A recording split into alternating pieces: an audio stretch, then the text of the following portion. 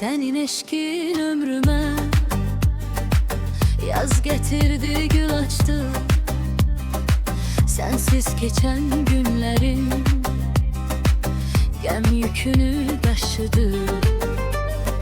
Sen geceme nur oldun, sen yoluma iz oldun.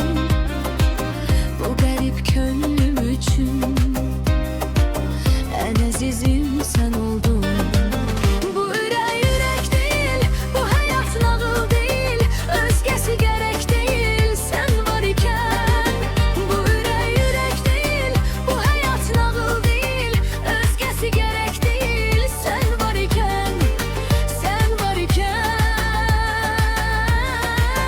sen var iken, sen var iken, sen var iken.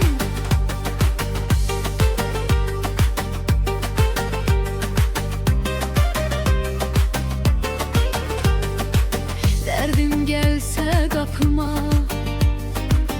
duman çöker bağıma. Gelişinle yaz gelir, solmuş ömür bağıma.